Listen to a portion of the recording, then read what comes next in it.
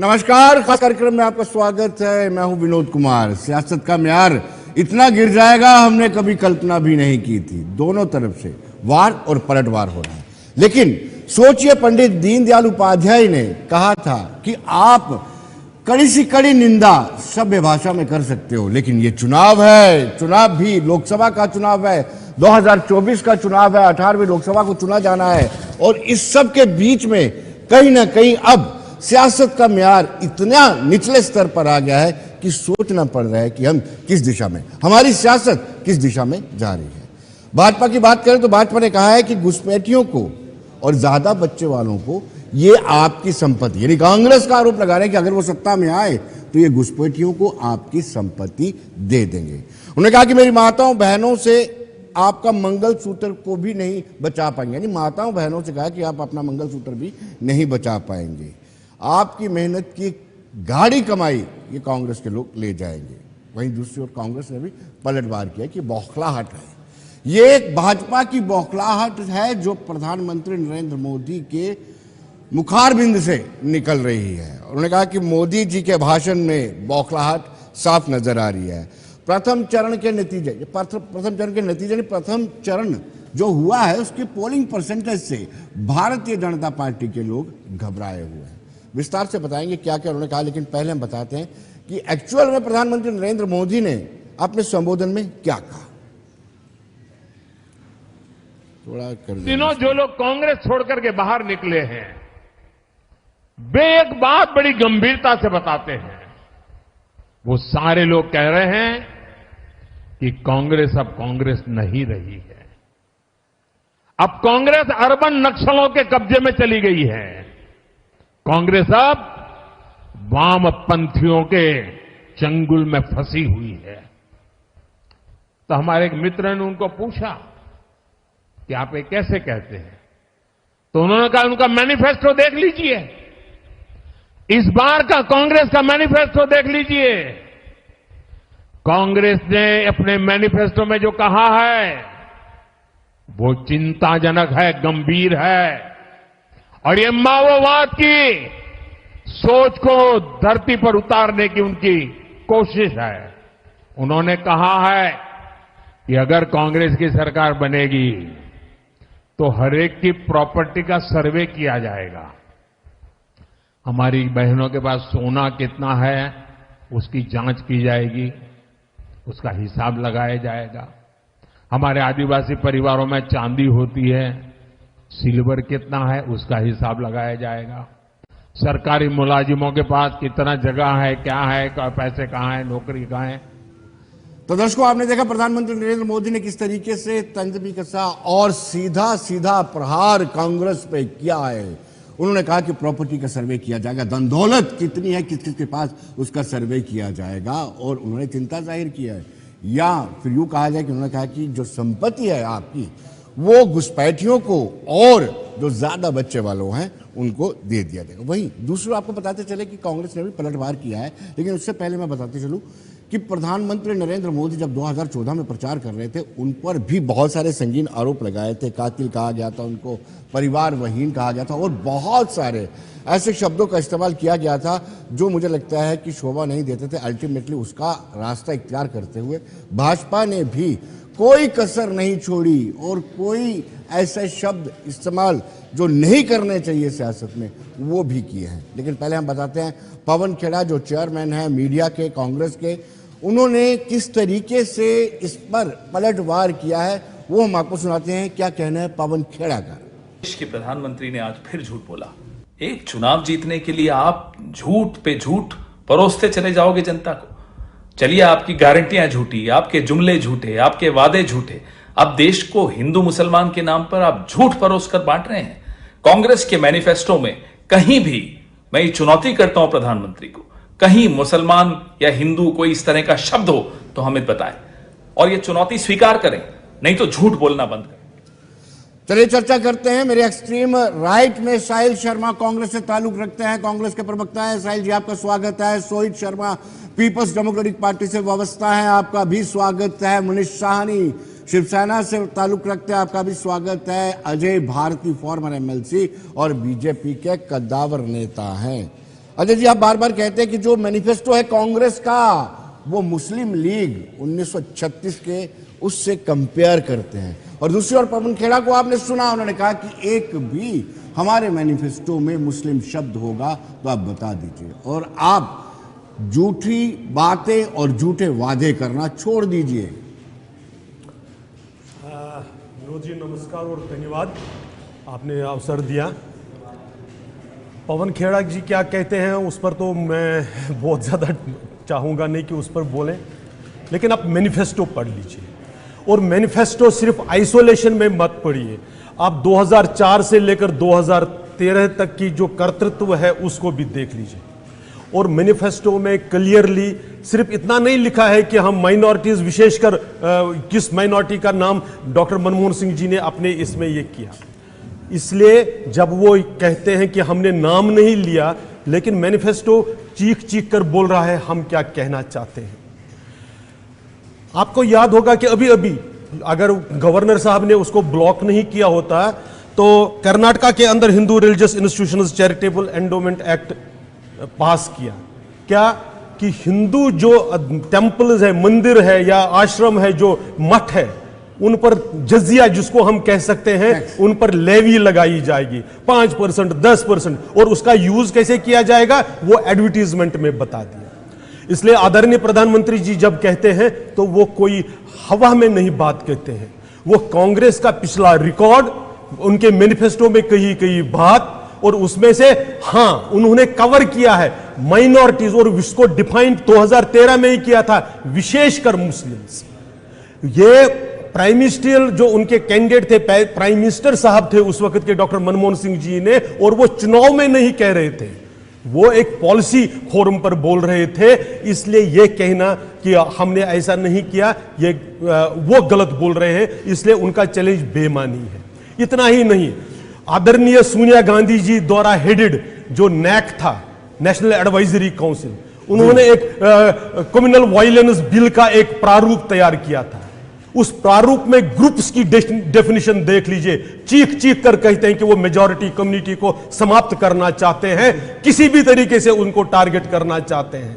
फिर मैं वक्फ बोर्ड की अमेंडमेंट, उस पर तो मैं जाता ही नहीं हूं, मैं सिर्फ ये कहना चाहता हूं कि ये माइनॉरिटीज के नाम पर ये, अच्छा मैं इसमें क्लियर कर दूं, ये मुस्लिमों के खैर ख्वाह ऐसा नहीं है, मुस्लिम समाज के कुछ ठेकेदारों को अपने पास रखकर उनको खुश करते हुए मुस्लिम समाज में पसमानदा जो है वो पसमानदा ही रहा, 47 से लेकर आज तक पसमानदा ही रहा, जिसकी सुध अगर किसी ने ली तो भारतीय जनता पार्टी ने आदरणीय नरेंद्र मोदी जी आरोप के लगाते हैं कि आप उनको डरा रहे हैं। मल्लिकार्जुन खड़गे का कल का इंटरव्यू, ये सिर्फ यहां नहीं, ये वही मैं कह रहा हूं, ये उनको को आप डरा धमका रहे हैं, ये इनका आरोप है। नहीं, ये आरोप लगा रहे हैं ना इसलिए क्योंकि अपने जो गुनाह है उसको छुपाने के लिए, और क्या तरीका है इनके पास। लेकिन मैं आपको एक चीज और कहना चाहता हूं, जो यहां की जो हमारी मिडिल क्लास है उसको, इनके एक नेता है, ओवरसीज नेता, देश में रहते नहीं है वैसे, सत्यनारायण गंगाराम पिट्रोडा, आप उन्होंने सनातन के उनका कितना सम्मान है, सैम पिट्रोडा लिखते हैं। उन्होंने कहा एक इंटरव्यू में 8 अप्रैल को कि भैया हमारा, जब उनसे पूछा गया कि आपका मैनिफेस्टो मिडिल क्लास पर टैक्स लगाना चाहते हैं, तो वो कहता है हाँ लगेगा ना, टैक्स बढ़ेगा थोड़ा सा, लेकिन डोंट बी सेल्फिश, यानी मैंने मेहनत करनी है, मैंने धूप में पसीना छुड़ाना है, और मैंने कांग्रेस के नेताओं की अय्याशी और कांग्रेस के जो वोट बैंक है उसके लिए मैंने मेहनत करके एक्स्ट्रा टैक्स देना चाहिए। जब औरंगजेब ने जैसे जजिया लगाया था उस प्रकार का जजिया टैक्स लगाने वाले हैं। ये वो मैनिफेस्टो में भी कहते हैं, इनके नेता जो पॉलिटिकल एडवाइजर है इनके राहुल गांधी जी के, वो टीवी पर कहते हैं। इसलिए प्रधानमंत्री जी ने अगर ये बात जनता के सामने रखी, कोई गलत नहीं की, बिल्कुल सत्य को अपनी भाषा में समाज के सामने रखा। साहिल जी, आप पर आरोप है कि आपने तेवर नहीं बदले हैं, वैसे के वैसे ही तेवर रखे हैं जिस तरीके से पहले से चलता आ रहा है। 2004 की बात करें कि आप अपीसमेंट की पॉलिसी इख्तियार करते हैं, अल्पसंख्यकों के नाम पर आप किनको अपीस कर रहे हैं ये आपको बताना ही है। और पवन खेड़ा ने कहा कि हमने कभी मुसलमान शब्दों का इस्तेमाल नहीं किया है, इस शब्द का इस्तेमाल उन्होंने नहीं किया है। विनोद जी, सबसे पहले तो आपका धन्यवाद कि आपने बात रखने का मौका दिया। मैं सुन रहा था भारतीय जनता पार्टी के एक्स एमएलसी को, बड़ी अच्छी बातें कर रहे थे। लेकिन मैं सबसे पहले बात शुरू करना चाहूँगा चुनाव आयोग से। और चुनाव आयुक्त के लिए मैं कहना चाहता हूँ कि ये कुर्सी है कि तुम्हारा कोई जनाजा नहीं, काम नहीं कर सकते हो तो नीचे उतर सकते हो। ज़रूरी नहीं है कि कुर्सी के ऊपर जो है वो आपको बैठ के रखना है। चुनाव आयुक्त की प्रेस कॉन्फ्रेंस हुई थी और उस प्रेस कॉन्फ्रेंस में उन्होंने कहा था कि भाई जो है हम लेवल प्ले फील्ड की बात करेंगे और धर्म के आधार पर इस तरह से जो है चुनाव में जो है कोई भाषणबाजी नहीं होगी, किसी तरह से किसी को पर्सनल टारगेट नहीं किया जाएगा। लेकिन उन सब चीज़ों की जो है वो अब जो है प्रधानमंत्री जी धज्जी उड़ा रहे हैं। ये पहले चरण का चुनाव है और ये पहले चरण के चुनाव के बाद का जो ये आप रिएक्शन देख रहे हैं ये आएगा आहिस्ता आहिस्ता। जिस तरह से चुनाव आगे बढ़ेगा इससे भी और नीचे लेवल पे जो है देश के प्रधानमंत्री जो है वो जो उतरेंगे। अब उन्होंने कल जो है डॉक्टर मनमोहन सिंह जी के बयान का जो है वो जिक्र किया है 2006 हाँ, जबकि डॉक्टर मनमोहन सिंह जी ने वो बयान किसी पॉलिटिकल रैली में नहीं, एक काउंसिल में थे वो संबोधित करते उन्होंने कहा था कि समाज के सभी पिछड़े, जिन शब्दों से इनको जो है बड़ी परहेज है, बड़ी चिढ़ है, समाज के सभी पिछड़े, सभी दलित और अल्पसंख्यकों में भी जो स्पेशली मुस्लिम्स, ये इस तरह के उनका जो ये पूरा शब्द था। लेकिन बड़े जिस तरह से इनका काम है कि जिस तबके को ये पसंद नहीं करते हैं क्योंकि उस तबके से इनको नफरत है, क्योंकि इनके अगर आप बयान देखें पिछले लगातार जो 1 महीने से लगातार इनके नेताओं के बयान आ रहे हैं, चाहे उसमें इनके सांसद जो हो अनंत कुमार हेगड़े हो, चाहे इनकी ज्योति मिर्धा जो राजस्थान से चुनाव लड़ रही है, चाहे इनके अयोध्या के सांसद जो है लल्लू सिंह जी, वो सभी एक ही भाषा में कह रहे हैं कि हमको 400 सीटें चाहिए क्योंकि देश के संविधान को बदलना है। इस तरह से मैं आपको बताना चाहता हूं विनोद जी, मैंने पहले भी पिछली डिबेट में भी कहा था और उस तो आहिस्ता आहिस्ता जो चुनाव उसी तरफ जा रहा है। यह चुनाव होगा एनडीए बनाम पीडीए, जिस वजह से सारी परेशानी हो रही है और उस पीडीए से किसी भी तरह से जो मोमेंटम है उसको शिफ्ट करके ये जो लोग हैं वो मुस्लिम्स की तरफ लेकर जा रहे हैं। लेकिन मैं आपको बताना चाहता हूं कि जिस तरह से इस देश के पिछड़े, इस देश के दलित, इस देश के आदिवासी, इस देश के गरीब अगड़े, इस देश के गरीब अल्पसंख्यक जिस तरह से इनके बयान सुन रहे हैं, रोज इस देश के संविधान को चुनौती दे रहे हैं, वो एकजुट हो रहे हैं और प्रधानमंत्री का स्तर गिरेगा,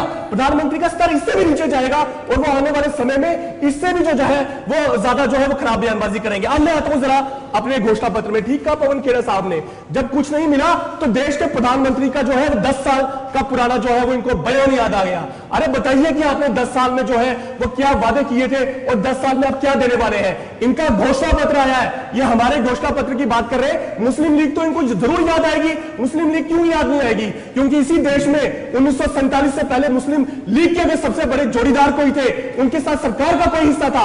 श्यामा प्रसाद मुखर्जी जिस फजलुल हक की सरकार में सिंध में मंत्री था वो मुस्लिम लीग ही थी। इनका सबसे बड़ा नेता लाल कृष्ण अडवाणी, जिन्ना की मजार में जाकर सबसे बड़ा सेकुलर घोषित जिसको करके आ जाता है, वो मुस्लिम लीग का नेता था, इसलिए इनको मुस्लिम लीग ही याद आएगा। और मैं अब अपने घोषणा पत्र की तरफ जरा आता हूं, इनको नहीं दिखाई देगा। हमारे घोषणा पत्र में हमने कहा है कि इस देश की 50% जो आबादी है उनके लिए हम जो है 50% जो नौकरियां है वो आरक्षित करेंगे। जो गरीब महिलाएं हैं उनके खाते में जो है 1 लाख रुपया जो है वो डाला जाएगा। ये पूछते गए कि 30 लाख पद जो है 30 लाख नौकरियां कहां से भरोगे? कल हमारी कांग्रेस पार्टी ने पूरे वो जो 30 लाख पद है जो इस देश में, चाहे वो सेंट्रल गवर्नमेंट की नौकरियां हो चाहे वो स्टेट गवर्नमेंट की नौकरियां हो, हमने पूरा जो है रोड मैप, पूरा डाटा जो है वो सामने रख दिया कि इन 30 लाख पदों को जो है हम भरने का काम करेंगे। हमने वादा किया है कि जिस जनरल नरवणे ने अपनी किताब में लिखा कि देश के प्रधानमंत्री ने रातों रात हमारे सामने एक अग्निवीर योजना लेकर आ गए और देश की आर्मी का बेड़ा गर्क कर दिया, उस हमारी सरकार बनने के बाद पहला काम जो होगा उस अग्निवीर योजना को खत्म करने का काम होगा। हमने वादा किया है इस देश से कि इस देश में जो मनरेगा उनकी दिहाड़ी को बढ़ाया जाएगा। ये चीजें इनको अच्छी लगती है। एक बात को जवाब दूंगा, एक बात को लास्ट में जवाब दूंगा, लास्ट में जवाब दूंगा।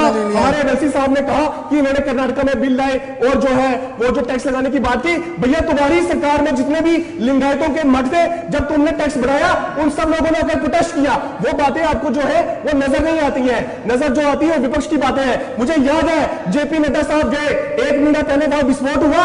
सुनिए विनोद जी किस तरह से ये लोग राजनीति करते हैं और उन्होंने कहा देखिए कर्नाटक में कांग्रेस की सरकार बनी और यहां विस्फोट होने शुरू हो गए। बाद में जब जांच हुई तो भारतीय जनता पार्टी का नेता उस विस्फोट में गलत विनोद जी गलत इंफॉर्मेशन जा रही है। बस मैं बीच में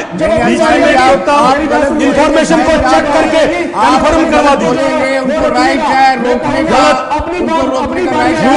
आप झूठ को चैलेंज कर रहा हूं, झूठ नहीं चलेगा, झूठ को चैलेंज कर रहा हूं। झूठ नहीं चलेगा, झूठ बोल रहे हो। देश देख रहा है कि आपने वादा किया था, अपने वादों के आधार पर दम है तो मांगिए वोट जीएसटी के आधार पे, दम है तो मांगिए वोट नोटबंदी के आधार पे, चलिए एक तो मिनट वोट मांगिए किसानों के आधार मनीष जी, आपके पास लोग पे, पता चलेगी। आपको मुस्लिम लीग के साथ जोड़ा इन्होंने। नहीं, पहले इन्होंने जो कर्नाटका के जो रामेश्वर बस कैफे की बात की, 100% झूठ इन्होंने फैलाया, गलत है।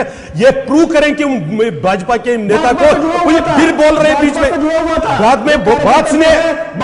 विनोद जी गलत है, विनोद जी कृपया झूठ अपने दर्शकों को मत परोसिए। विटनेस के नाम पर जो हमारे कार्यकर्ता फॉरवर्ड आकर उन्होंने विटनेस दी, बाद में जो अरेस्ट हुए वो कौन थे वो बता दीजिए। ये बस वो पकड़े गए हैं, हमारा कार्यकर्ता विटनेस के नाते गया, विटनेस के नाते गया है, वो अरेस्ट नहीं हुआ। फिर झूठ बोल रहे हैं, फिर झूठ बोल रहे हैं। देखिए इनको जॉर्ज सोरोस जॉर्ज सोरोस ने आपका भाई साहब आप जवाब ले लीजिए ना, जवाब तो ले लीजिए। जॉर्ज सोरोस ने इनको बताया जब आपका झूठ पकड़ा जाएगा तो शोर डाल। बस ये बताइए, देखिए इन्हीं को अर्बन नक्सल कहते हैं। अर्बन नक्सलिज्म यही होता है, ये अर्बन नक्सलिज्म होता है। दूसरे को दबाना, दूसरे की बात को नहीं बोलने देना। जवाब ले लीजिए। इसका मतलब आप झूठ बोल रहे हैं, आप चाहे भी झूठ बोल रहे हैं, फिर इसका मतलब आप सुनना क्यों नहीं चाहते हैं? आप सुनना क्यों नहीं चाहते? सुन लीजिए, कहते हैं कि झूठा ज्यादा जोर से बोलता है। हाँ, वही तो मैं कह रहा हूँ। आप इनके आरोप को तारीफ मत कीजिए ना। आप बोलते हैं कि ये भारतीय जनता पार्टी की बुनियाद लीजिए ना, हम कहते हैं कि भारतीय जनता नहीं पार्टी सुनेंगे की वो, बुनियाद है, झूठ है। बिल्कुल नहीं। उनको तो गाइडलाइंस ऐसी है कि नहीं सुनना। अरे गाइडलाइन आपको दी जाती है, 70 साल से आप लोग झूठ की बुनियाद पर चल रहे हैं। चलिए ये बोलेंगे, बोलने नहीं देंगे। इसलिए सबसे पहले इन्होंने जो वो कहा कि वहां से भारतीय जनता पार्टी का नेता पकड़ा गया, बिल्कुल गलत, बिल्कुल झूठ। प्रूव करके देखें तो हम मंच छोड़कर चले जाएंगे। एक बात। दूसरी बात, हमें मालूम है वेयनाड में इन्होंने मुस्लिम लीग के साथ जो कम उन्होंने कहा कि झंडे नहीं लगेंगे। आप इस बार जब वो यार बात सुनिए, ये बात सुनिए, ये देखिए जो ही सच बोलेंगे, जो ही सच बोलेंगे ये चिल्ला उठेंगे। नहीं हो सकता ऐसे, नहीं हो सकता भाई साहब, मैं इस शोर में नहीं कर सकता।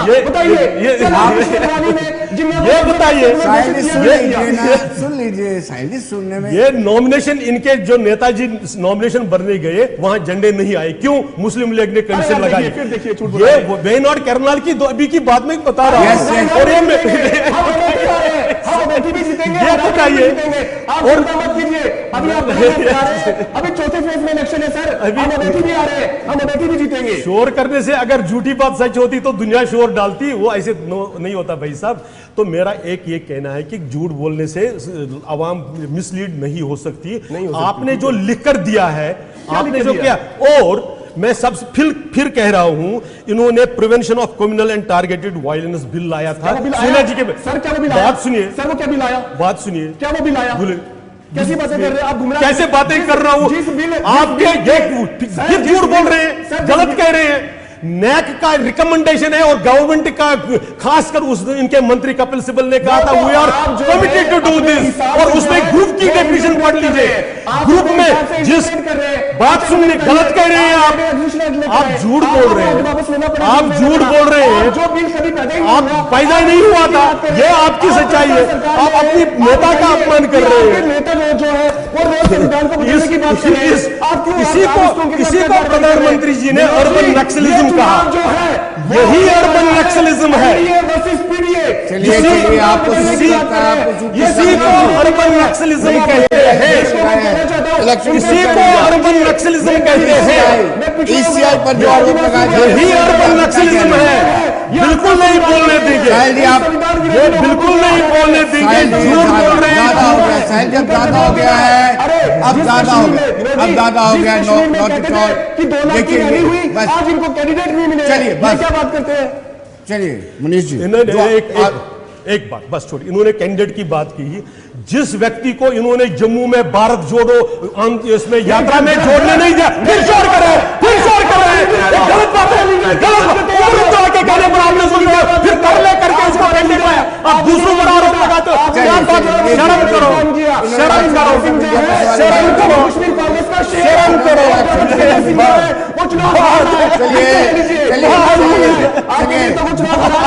चिंता मत कीजिए, ये सीट भी हार रहे हैं। चलिए Manish ji, election commission of India पर सवाल उठाया, आपका क्या कहना है? उन्होंने इलेक्शन कमीशन ऑफ इंडिया पर सवाल उठाया है, क्या कहेंगे आप? वाकई में लेवल प्ले फील्ड नहीं मिल रहा है, लेवल प्ले फील्ड नहीं मिल रहा है आपको? देखिए बिल्कुल नहीं, मैं आप मुझे बताइए 2019 के चुनाव आपने देखे होंगे, आपने देखा होगा किस तरीके से खर्च किया जा रहा है।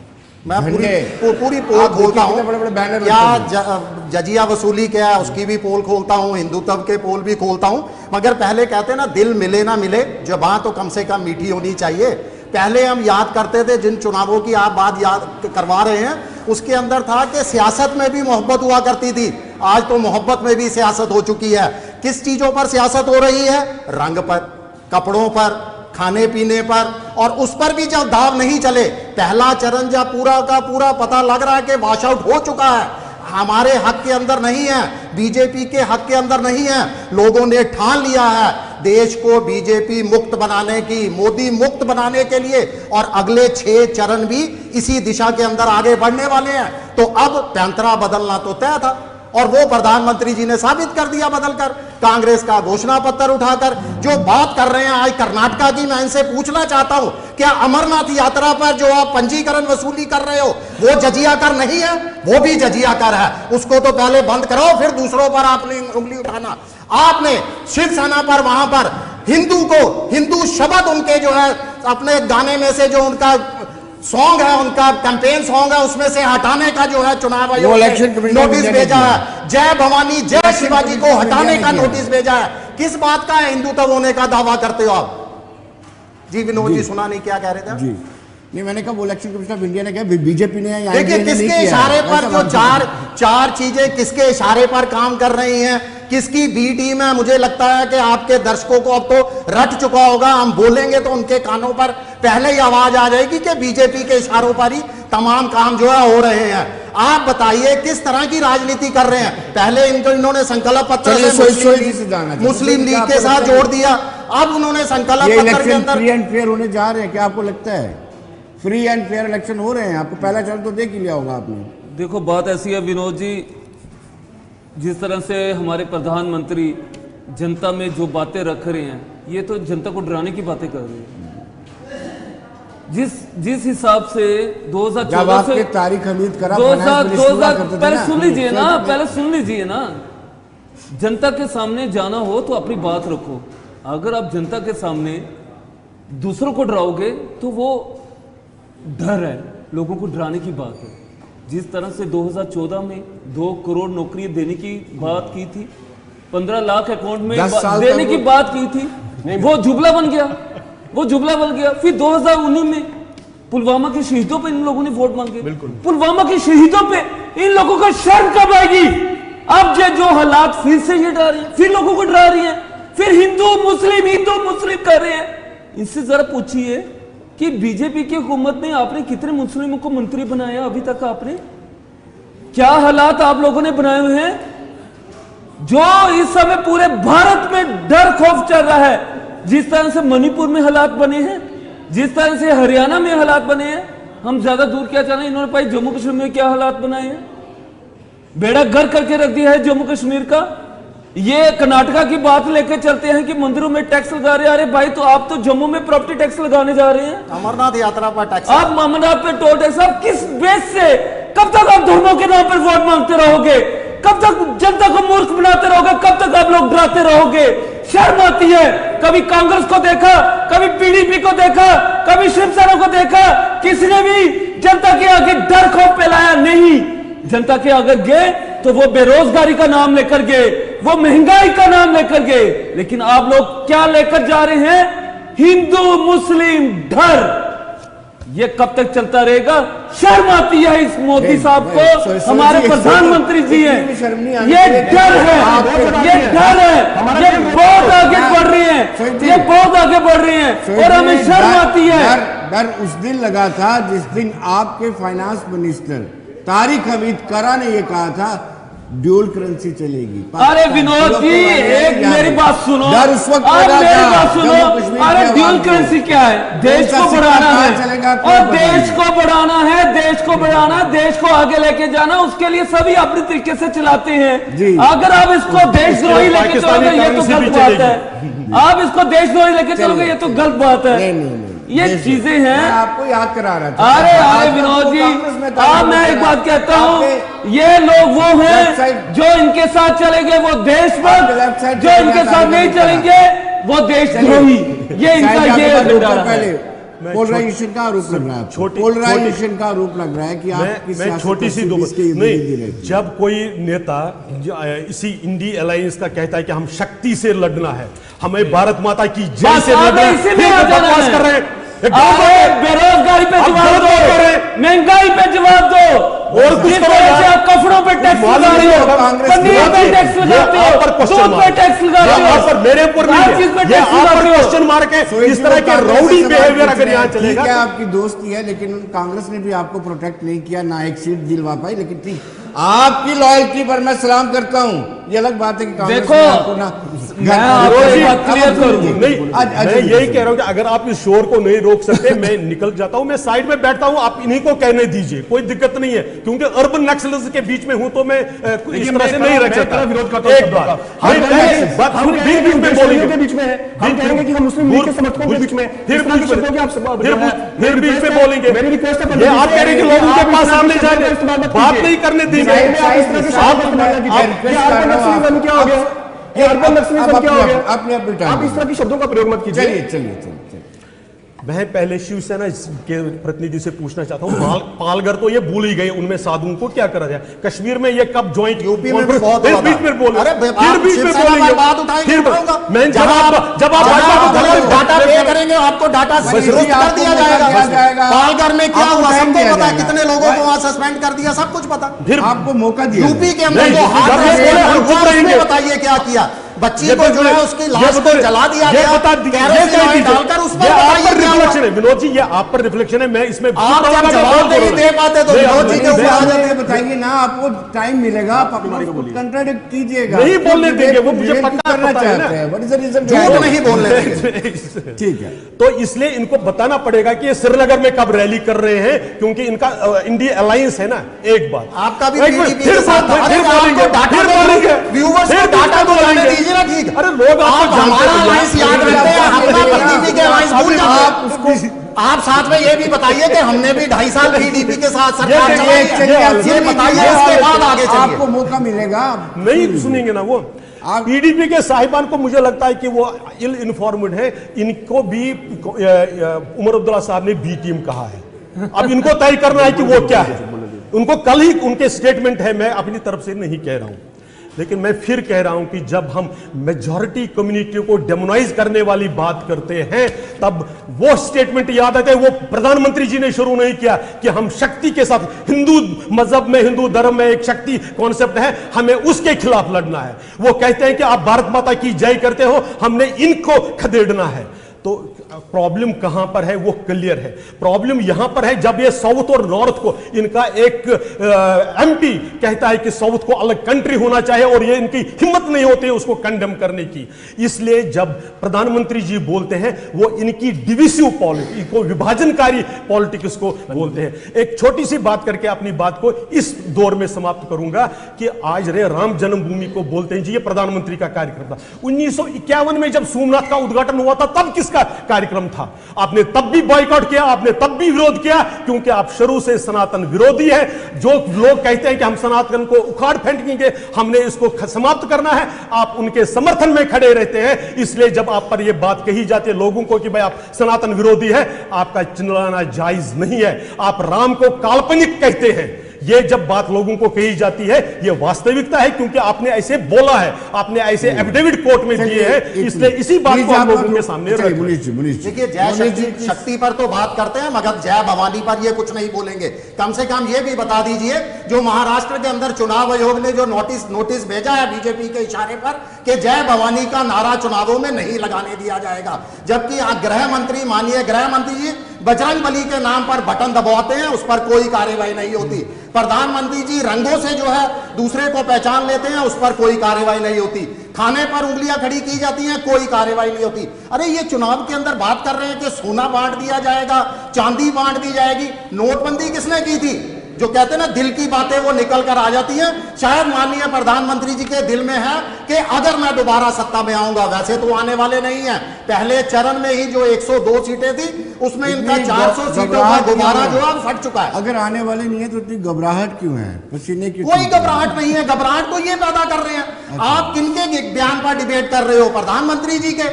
आप किसी और के बयान पर नहीं डिबेट कर, वही तो कंट्रोवर्सी बयान देते हैं। मुझे लगता है कि बीजेपी मन में सोच रही है नोटबंदी के बाद अगली बार जो है वो सोनाबंदी लागू करने की, चांदी बंदी लागू करने की। शायद ये इनकी सोच है और इनको पता है कि ये अब हकीकत में हो तो सकता नहीं है, तो जनता को डरा कर जो है वो सोना ही उनका जो है चांदी के ऊपर ही बात की जाए। शायद सवाल ये उठता है कि 2S आपको ले डूबेंगे, ऐसा लगता है जैसे भारत 2S SS S+S, उसकी व्याख्या एक भी कर सनातन हाँ। और एक शक्ति। किस शक्ति का आप मैं बता रहा हूं जवाब बात करना चाहते थे? जो भारतीय जनता पार्टी का मुद्दा मिल इन्होंने गया। सनातन पर आपके मल्लिकार्जुन खड़गे के पुत्र भी बार बार कुछ ना कुछ बोलते रहते हैं, उनको दिक्कत होती है। सनातन मजबूत हो जाएगा अगर बीजेपी दोबारा आती है।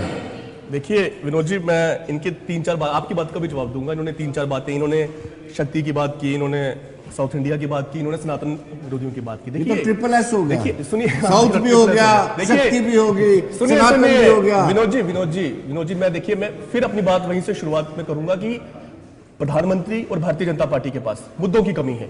वो मुद्दों के आधार पर इस देश के अंदर जो है वो वोट नहीं मांग सकते। आप पूरा चुनाव हो जाएगा, आप देश के प्रधानमंत्री के मुंह से जो पिछले 10 साल में उनका कार्यकलाप रहा है उसके आधार पर आप उनसे जो है वोट मांगने की ना अपेक्षा करें, ना ही आप देखेंगे कि वो उस आधार पर जो है वो वोट मांगे। उन्होंने शक्ति की बात की, सही कहा। हमारे ही हिंदू धर्म में कहा गया है कि आसुरी शक्ति और दैवी शक्ति लड़ाई हुई है देवों और देवताओं और असुरों में। ये आसुरी शक्ति है और देवताओं का आशीर्वाद हमारे साथ है। और देवताओं का आशीर्वाद जो है मैं बताता हूं, देवताओं का जो आशीर्वाद है वरुण जी और विनोद जी, देवताओं का जो आशीर्वाद है वो मूल निवासियों के साथ है। जो इस देश की जो है 75% आबादी है। जो मैं बोलूं ना बोलूं, बोलिए, लेकिन भारतीय जनता पार्टी के जरूर ये सवाल उठाएंगे, ये किस धर्म के देवता है जिन पर आपकी मेहरबानी है? हमारे ऊपर मैंने आपको बताया, हमारे ऊपर दैवी शक्ति, हमारे ऊपर हम तो महादेव के भक्त हैं। हम जो भक्त, देखिए सुनिए, सभ्यता के साथ सुनता जाऊंगा लेकिन बाद में समय दीजिएगा। बिल्कुल बहुत सभी तरीके से सुनता जाऊंगा। हम बढ़िया। विनोद जी सुनिए, हम जो है महादेव के भक्त हैं। हमारा नेता जो है वो महादेव का भक्त है, इसलिए महादेव की जो दैवी शक्ति है वो हमारे साथ है। और महादेव के आशीर्वाद के साथ भगवान श्री राम ने जब लंका पर चढ़ाई की, जो आसुरी शक्ति रावण की थी, जो आसुरी शक्ति विनोद जी रावण की थी, असुरों की शक्ति इनके पास, असुरी शक्ति इनके पास है। क्योंकि जो उसकी इंस्पिरेशन है वो है गोलवलकर की लिखी हुई किताब बंच ऑफ थॉट। उस किताब को जो है संविधान के साथ जो है वो चेंज करना चाहते हैं। आपके कैमरा के माध्यम से मैं जम्मू कश्मीर और देश के लोगों को कहता हूं, ये जो लड़ाई है वो देश के 75% मूल निवासी, जो बात तो पूरी करने दीजिए ना। ब्रेक के बाद ये जो लड़ाई है वो इस देश के मूल निवासी 75% आबादी जो है उनकी, और जो 10% लोग पावर को पकड़ कर बैठे हैं, ये उनके बीच है। बाकी बात ब्रेक के बाद, बाकी बात ब्रेक के बाद बने रहिए।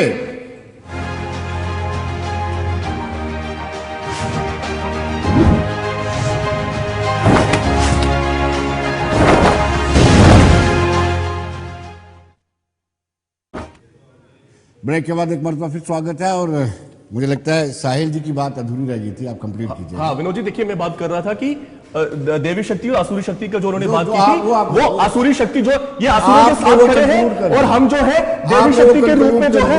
विनोद जी देखिए, देवी शक्ति ने इस देश के 75% दलित, पिछड़े, आदिवासी, गरीब, अगड़े, अल्पसंख्यक, इन सब के ऊपर जो है अपनी कृपा दृष्टि बनाई हुई है। दूसरा, जो हमारे बड़े काबिल साथी हैं, भारतीय जनता पार्टी के प्रवक्ता है, इन्होंने राम मंदिर की बात की कि ये इन्होंने राम मंदिर का बहिष्कार किया, फिर इन्होंने पंडित नेहरू सोमनाथ का भी जिक्र किया। देखिए ये देश जो है सेकुलर देश है। किसी भी सेकुलर देश में एक उस देश का कोई धर्म नहीं होता है। और हम उस प्रिंसिपल को, विनोद जी, हम उस प्रिंसिपल को फॉलो करते हैं कि जो धर्म है वो इंसान का पर्सनल मसला है। हाँ, आप उसका भेजा इस्तेमाल करिए, वो आपको मुबारक है। जहां तक इतनी मजबूरी क्यों आ गई थी राम मंदिर के ताले? क्योंकि कोर्ट का आदेश था, क्योंकि कोर्ट का आदेश था विनोद जी, कोर्ट का आदेश नहीं विनोद जी, आपको नुकसान हुआ, विनोद जी, हो गए, विनोद जी, इलाहाबाद कोर्ट का आदेश था, उस आदेश के आधार पर वहां जो थे कपाट खोले गए और वहां पूजा की गई। जहां तक राम मंदिर का सवाल है, 4 शंकराचार्य भी जो है वो वहां नहीं गए, तो क्या शंकराचार्य भी जो है वो धर्म विरोधी जो है? विनोद जी, और जहां तक इन्विटेशन की बात है, जहां तक इन्विटेशन की बात है, कोई अमित शाह के बेटे की शादी भी की, जो है वहां पर इन्विटेशन जो है बांटे जा रहे हैं। अब मैं आता हूं विनोद जी, अब मैं आता हूं कि इलेक्शन कमीशन के लेवल प्ले फील्ड की बात करता हूं। मैं सिर्फ उसकी बात करूंगा।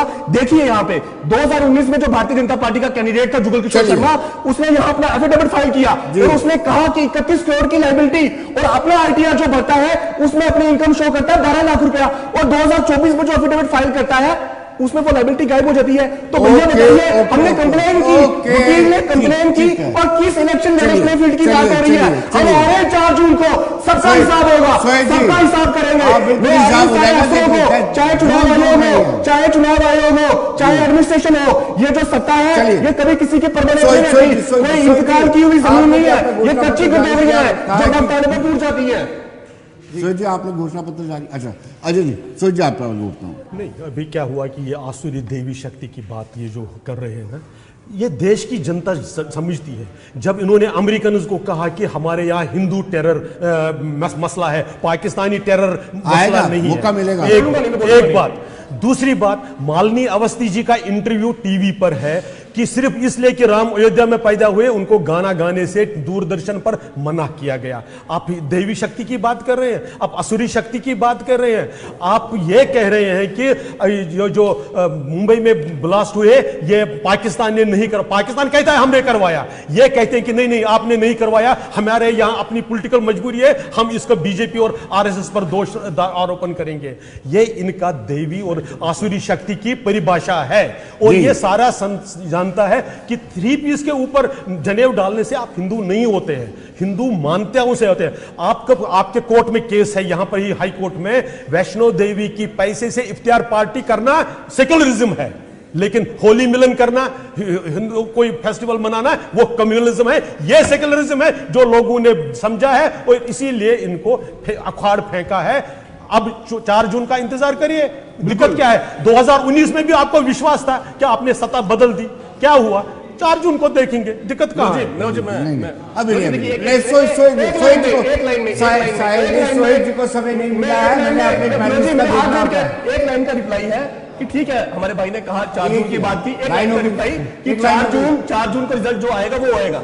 लेकिन मुझे बताइए, हम विपक्ष में है, ये सत्ता में है, जीतता एक ही है, लेकिन इससे जो है मुद्दों की धार खत्म नहीं हो जाती। अगर आप जीत भी गए तो भी हम जो है मुद्दों के आधार पे आपको विरोध करेंगे। सोहित जी, आपने अपना घोषणा पत्र किया, बहुत सारे पत्रकार वार्ता भी की, आपको क्या लगता है कि अब उन बच्चों के नाम पे जिनको आप कहते हैं कि तथाकथित तौर पर उनको जेलों में रखा गया है, उनको छुड़वाओगे जो पत्थरबाज है?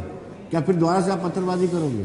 ये मैनिफेस्टो है कि मुझे जिता दो, मैं पत्थरबाजों को जेल से बाहर खिलाऊं। देखो विनोद जी, बात ऐसी है जी, 5 अगस्त 2019 के बाद से जो हालात जम्मू कश्मीर में बने हैं, इससे कोई नजरअंदाज नहीं कर सकता जितने खराब इस समय जम्मू कश्मीर के हालात हैं। जम्मू के नौजवान सड़कों पर हैं, बेरोजगारी बढ़ी है, स्कैम बढ़े हैं, पेपर लीक हो रहे हैं, सब चीजें हो रही हैं, वो भी सड़कों पर हैं। कश्मीर के नौजवान वो सड़कों पर आ नहीं सकते क्योंकि उनको जेल में बंद कर दिया गया है। उनको जेल में बंद कर दिया, जो वहां बोलता है उसको जेल में बंद कर देते हैं, उनको जेल में बंद कर देते हैं। जिस तरह से प्रेस वाले हैं, अगर कोई बात करते हैं उनको जेल में बंद करते हैं। ये यहाँ डिक्टेटरशिप जम्मू कश्मीर में चल रही है। अगर कोई पार्टी ये स्लोगन लेकर आती है तो अच्छी बात है, उसमें बुरा क्या है? पीडीपी अगर जम्मू कश्मीर की जनता की आवाज उठाती है तो इसमें बुरा क्या है? अगर हम कहते हैं कि हम आपकी आवाज पार्लियामेंट तक पहुंचाएंगे तो इसमें बुरा क्या है? बताइए मुझे। हमारा मकसद है, हम चाहते हैं कि जो 5 अगस्त 2019 के बाद से जो भारतीय जनता पार्टी ने यहाँ पे डिक्टेटरशिप चलाई है, जिस तरह से हालात जम्मू कश्मीर में बने हैं, जिस तरह से सुहेल जी, जो आप जिस पार्टी से ताल्लुक रखते हैं वो मूलतः कश्मीर बेस्ड पॉलिटिकल पार्टी है। आपको कैसे लगता है? आप चलिए, कैसे कह सकते आप हैं? सुन लीजिए, मैं नहीं, गलत आप हूं। कश्मीर पे मुझे कैसे जानकारी कह का सकते हैं? मुझे जानकारी का मैं गलत हूँ, ठीक है। आप कश्मीर बेस्ड नहीं, Jammu Kashmir based political parties हैं। आप 5 अगस्त 2019 से पहले लाल चौक में गए थे, वहां के हालात देखे थे। बिल्कुल। आज की तब्दीली आपने यही देखी है। बताने वाला हूं। आज अब मैं ये बिल्कुल डिटेल से बताता हूं। इतना ज्यादा 2002 में पीडीपी कांग्रेस की हुकूमत बनी मुफ्ती साहब की क़यादत में। उसके बाद से हालात वहां पे सामान्य होने शुरू हो गए। उसके बाद से वहां पे टूरिज्म बढ़ना शुरू हो गया। उसके बाद से जो बनिहाल टनल शाम को 5 बजे बंद होता था, वो फॉरएवर के लिए खुल गया। जी। ये हालात में सामान्यता आई जी। थी। और उसके बाद जम्मू कश्मीर से पहला चीफ सेक्रेटरी भलोरिया साहब को जम्मू से बनाया गया था। ये डेवलपमेंट होती है। डेप्यूटी चीफ मिनिस्टर रहे। ये डेवलपमेंट होती है। इसको डेवलपमेंट कहते हैं। और ये डेवलपमेंट है, इसी से शुरुआत हुई थी। इसी से शुरुआत हुई थी। और उसके साहब बाद जी, आपको कितने मैं चाहता हूं जम्मू से पहले बने थे? मनीष जी वाकई में इलेक्शन कमीशन ऑफ इंडिया का कामकाज से आप संतुष्ट नहीं है? देखिए, लेवल आप- प्ले फील्ड नहीं मिल रहा आपको। आप बीजेपी के 10 साल का कार्यकाल देख लीजिए, तानाशाही और लोगों के प्रति निराशा से भरा हुआ है। लोग ऊब चुकी है अब धर्म जात की राजनीति पे। 2014 में, फिर 2019 में देखिए, मैं 303 दोनों और बताता अभी हूं। 300-400 में इन्होंने सुनिए ना, 2014 में इन्होंने भ्रष्टाचार जो झूठे आरोप लगाए थे 2G 3G, मुझे लगता है कि उसके बाद कोई साबित नहीं हुआ, ना ही किसी को सजा हुई, उस पर जो है सरकार में आए। 19 के अंदर तो किसी को, अब तो पूरा देश का बच्चा जानता है। पुलवामा के ऊपर इन्होंने जो है राजनीति की, और इन्हीं के गवर्नर साहब ने, सत्यपाल मलिक जी ने इनकी पोल खोल कर रख दी है, तमाम चीजें बता दी हैं। देखिए, जनता इस समय ऊब चुकी है, इनके पास कोई मुद्दा नहीं है। आप बताइए, पहले चरण में नागालैंड के 6 मतदान केंद्रों पर 0 मतदान होता है।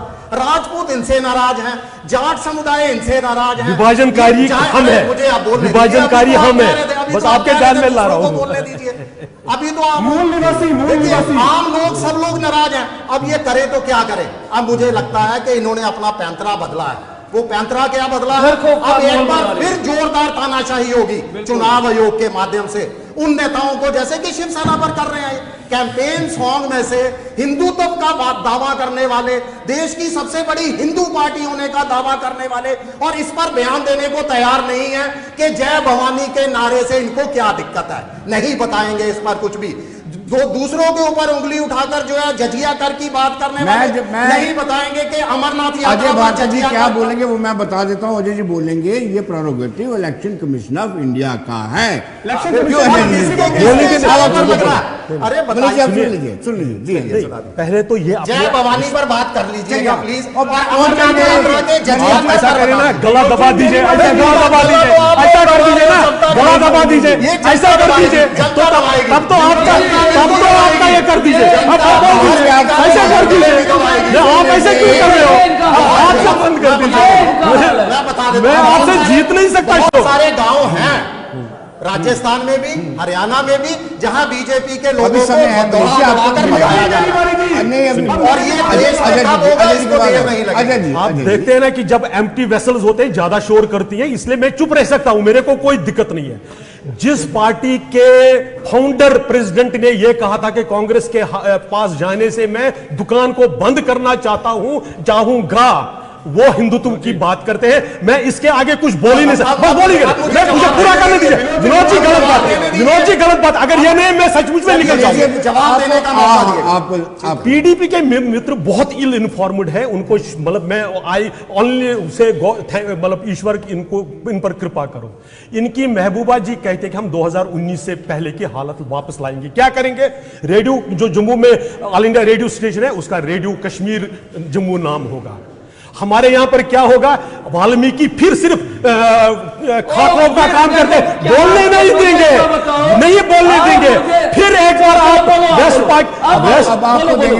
वाल्मीकि समाज, मुझे मत भूलिए, वाल्मीकि समाज को फिर वही काम झाड़ू पोंछा करने का होगा, उनको अधिकार समान नागरिक का नहीं होगा। इनका काम है, इन्होंने वादा किया है कि हम 2019 वाली हालत लाएंगे ताकि वेस्ट पाक रिफ्यूजीज को यहां पर वोट का अधिकार नहीं होगा। और ये कहते हैं कि हम जम्मू के हित की बात करते हैं। जम्मू की हित की बात आप जब करते थे जब आप जम्मू के महाराजा के सपोर्ट में खड़े हो जाते हैं। आप 2019 से पहले की हालत कहकर यह कह रहे हैं कि हम उनके जन्मदिन पर घोषित छुट्टी को समाप्त करना चाहते हैं। आप घोषणा कर रहे हैं कि 26 अक्टूबर को जो एक्सेशन डे है उसकी छुट्टी को आप समाप्त करना चाहते हैं, क्योंकि आपके एक नेता ने ऑन रिकॉर्ड कहा है कि हम नाखुश हैं, हमने एक्सेशन भारत के साथ किया है। आपका यह सारी रूप जम्मू कश्मीर की भी, देश की भी जनता पूरा करना दीजिए। और मैं फिर विनोद जी एक छोटा सा आधा स्टेटमेंट पूरा करने के बाद ये मैं फिर कह रहा हूं कि जम्मू के साथ ही भेदभाव करते हैं, ऐसा नहीं है। कश्मीर घाटी में जो इनके साथ नहीं है, इनके एक बड़ी नेता ने अभी गुज्जर समुदाय पर क्या कमेंट किया है पहलगाम में, वो सुन लीजिए। शर्म आती है ऐसे नेताओं को यहां का बड़ा नेता कहते हुए। विनोद जी मेरी धन्यवाद, क्योंकि इन्होंने बहुत बार मुझे लगता है कि शायद जब भी प्रोटेस्ट कर रहा हूं मुझे समय नहीं मिलता, कांग्रेस को मुझे लगता है जब भी बीजेपी सारे ऑडियंस देख रहे हैं, सारे दर्शक देख रहे बीजेपी का हैं, कोई प्रवक्ता डिबेट पर आता है और उसे पता चलता है कि शायद शिवसेना का भी कोई वहां पर जरूर होगा, तो ये इनको वहां से रटा कर भेजा जाता है। माननीय बाला साहब ठाकरे जी ने क्या कहा था, मगर अपने नेताओं का ये याद नहीं रखेंगे। अटल बिहारी वाजपेयी, स्वर्गीय अटल बिहारी वाजपेयी जी ने क्या कहा अब था, आप चिमटे का जिक्र चिमटे से करेंगे। भी नहीं छूंगा, वो इनको याद नहीं है। अमित शाह जी कहते हैं कि नीतीश के लिए दरवाजे बंद हैं, वो इनको याद नहीं है। वहां रेड कारपेट जो है वो कर दिया जाता है। जजिया कर पर कुछ नहीं बोल रहे, अमरनाथ यात्रा के जजिया कर पर कुछ नहीं बोलेंगे। जय भवानी के नारे पर जो चुनाव आयोग ने बैन लगाया, अरे कम से कम हिंदू होने के नाते मैं मानता हूं कि चुनाव आयोग एक इंडिपेंडेंट संस्था है, क्रिटिसाइज तो कर दीजिए, क्रिटिसाइज तो कर दीजिए अपने मीठी जबान से एक बार, कि कम से कम आपको देखने वाले हिंदू खुश तो हो। महाराष्ट्र के वो जिनकी कुल देवी है जय भवानी, वो खुश तो हो जाए कि वाकई ये हिंदूवादी पार्टी है, ये ढोंग नहीं करते, सच में हिंदूवादी है। मगर नहीं करेंगे, क्योंकि इनको हिंदूवादी कहां करना है, प्रभु श्री राम के मंदिर पर, जिनमें इनका योगदान मैं तो दावे से कहूंगा शून्य है। आपको बाला साहब ठाकरे जी का वो वाक्य याद है, वो याद नहीं है जब उन्होंने एक डिबेट में कहा था बिल्कुल राम मंदिर बनाने में मेरा हाथ नहीं, पूरी टांग और पूरा शरीर है। तब उस समय आपके मैनिफेस्टो को अजय भारती ने तार तार कर दिया और बता दिया आपकी सदाकत, आपकी सदाकत को बता दिया कि आप कितने जम्मू के हमदर्द हैं। छोड़िए, उन्होंने ये भी बता दिया, जब मैंने आपसे सवाल पूछा था मैंने कहा था कि आपकी party Kashmir based political party है, आपने छाती ठोक के कहा था, लेकिन आपका मैनिफेस्टो ये बताता है कि आप कश्मीर बेस्ड पॉलिटिकल पार्टी हैं। और बीजेपी वाले कहते हैं ना बिजबिहाड़ा बेचती रह गया। जम्मू कश्मीर में पीडीपी जो बनी थी वो एक मैनिफेस्टो आंदोलन की बात लेके बनी करें। थी, जी। वो एक आंदोलन लेके बनी थी। जी, आज जो समय है, जिस तरह से भारतीय जनता पार्टी जो जम्मू के ठेकेदार बनते हैं, जो कहते हैं कि हमने जम्मू के लिए ये सब किया, मुझे बताओ जम्मू को इन्होंने स्मार्ट मीटर दिया ना, जो हालात बनाए हैं जम्मू को इन्होंने डेली वेजेस का जो हालात बनाए हुए हैं। आज डेली वेजेस की बात करें, वो कहाँ की जनरेशन है, कहाँ से आए हैं, आपको पता तो है ही है। मेरी बात सुनो, फाइल हमारी बिल्कुल तैयार पड़ी हुई थी, फाइल हमारी बिल्कुल तैयार, साइन तो इन लोगों ने करने थे जी, और साइन तो इन लोगों ने, इन्होंने साइन तक नहीं किए। ये जम्मू के ठेकेदार हैं जो आज कह रहे हैं कि पीडीपी जम्मू के ठेकेदार कहां से आ गई है। अरे पीडीपी जम्मू के ठेकेदार थे, तभी आप लोग हमारे साथ हुकूमत में आए हो। आज जो आप एमएलसी का लेके चल रहे हो ना, वो पीडीपी के हुकूमत में कोई एहसान आपने नहीं किया, आपको गलत बयानी मत करें। आप ऐसे खुद, हम आपके मेहरबानी के कारण नहीं बने हैं एमएलसी, हम हमारे अपने पॉलिटिकल कैरियर के माते बने हैं। ये गलत बातें कहीं और कहा करिए, ये गलत बातें कहीं और कहिए। देखिए विनोद जी, मैं कहूंगा कि पर्सनल उसमें ना जाए, लेकिन मैं जो है विनोद जी कुछ बातों का जवाब देना चाहूंगा। आपने चुनाव आयोग की बात की, देखिए हम डंके की चोट पर कह रहे हैं कि चुनाव आयोग की आज विश्वसनीयता जो है वो खत्म हो चुकी है। वो क्यों कह रहे हैं?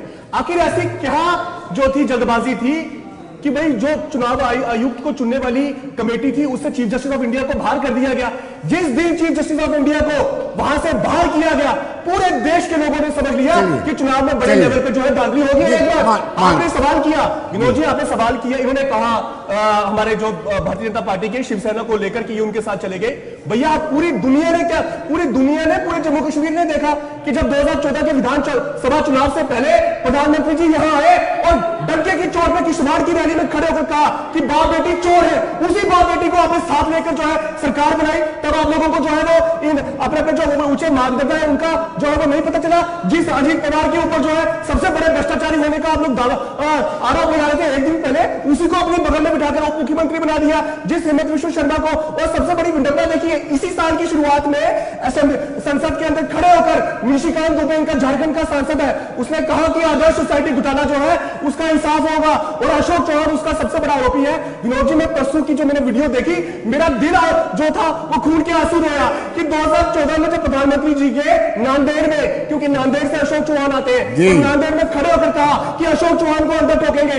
कल गए तो कहते हैं कि अशोक जवाब ले लीजिए। ये दोहरे मापदंड को लेकर के आपको घेर लिया है, ये डबल स्टैंडर्ड को लेकर के साहिल जी ने आपको सबसे मैं प्रोपेगेंडा पर मैं रिएक्ट नहीं करूंगा। फिर आप सुन लीजिए ना साहिल जी,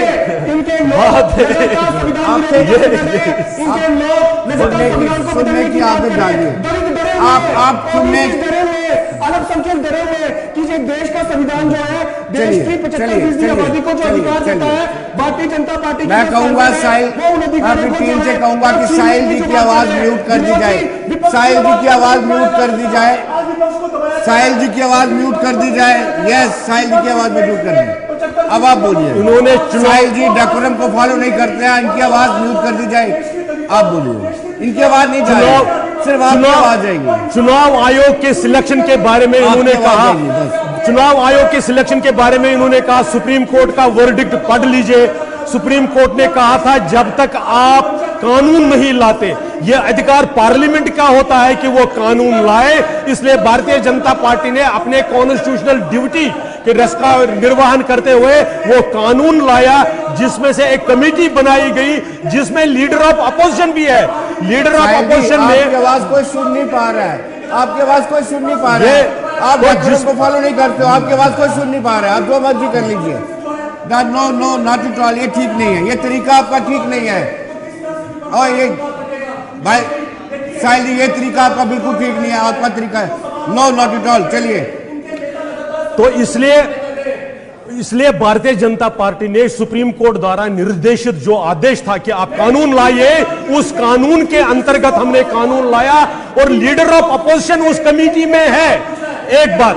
दूसरी बात, जो ये हम पर आरोप लगाते हैं, याद कर दीजिए टीएन सेशन साहब जब चुनाव आयोग थे, जब उन्होंने कांग्रेस की सारी गलत बातों को विरोध कर दिया, जब टीएन सेशन जी ने चुनाव आयोग में दखलंदाजी का विरोध कर दिया, तो इन्होंने बाई ऑर्डर, बाई एक प्रेसिडेंशियल ऑर्डर उन्होंने चुनाव आयोग का एक्सपेंशन कर दिया और उनके पर उतरने की बात करी। तो इसलिए कांग्रेस पार्टी को शोभा नहीं देता कि वो अब दूसरों पर आरोप लगाए। कांग्रेस पार्टी करप्शन की जननी है, कांग्रेस पार्टी इमोरल पॉलिटिक्स की जननी है, कांग्रेस पार्टी सनातन विरोधी है, कांग्रेस पार्टी हिंदू विरोधी है। इनके अलायंस पार्टनर्स उसी प्रकार से काम करते हैं। इनकी दिक्कत है कि लोग अब इनकी बात को समझते हैं, इसलिए शोर करेंगे। मैं इस शोर का शोर से जवाब नहीं दे सकता। आपका बहुत बहुत शुक्रिया अजय जी, आपका बहुत बहुत शुक्रिया। डिबेट के कुछ नाम्स होते हैं, उनको जरूर फॉलो किया जाना चाहिए, सबको बराबर मौका दिया जाना चाहिए। लेकिन साहिल जी ने आज इस डिबेट को डिरेल किया है, बड़े दुखद से मुझे कहना पड़ रहा है। तो दर्शकों, आप बने रहिए देश दुनिया की खबरों के लिए और मुझे दीजिए इजाजत। नमस्कार।